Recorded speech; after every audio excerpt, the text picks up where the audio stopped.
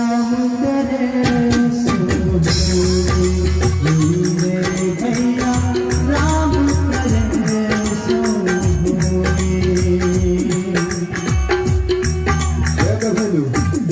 क्या भैलू हाँ भैया तो भैलू हाँ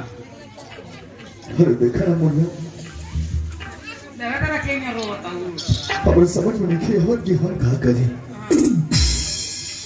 चली घर में तो हम भौजी ना चुप जाओ ना तीनों ना खाली माई माई खोले रो खाना पीना भी छोड़ देने बाद स्कूल जाए के नाम भी नहीं खेले सब हम बस अपना माही के बारे में पूछा था हम कहाँ जवाब दी तो ही बताओ बोलो हम कहाँ जवाब दी भैया भाभी तो हमने के छोड़ के चल गई लेकिन अब ऐसे उदास रहना से तो कोई फायदा नहीं है हाँ दादी ठीक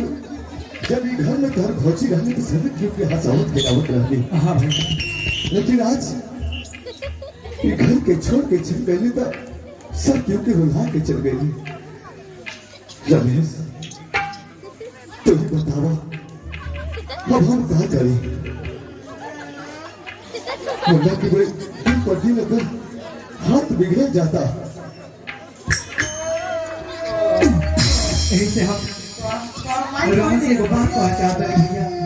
आज उसे बोले रमेश हम लोग अपन माई खोले हम रोहन से ये बात कहना चाहते हैं कि रोहन दूसरा शादी कर ले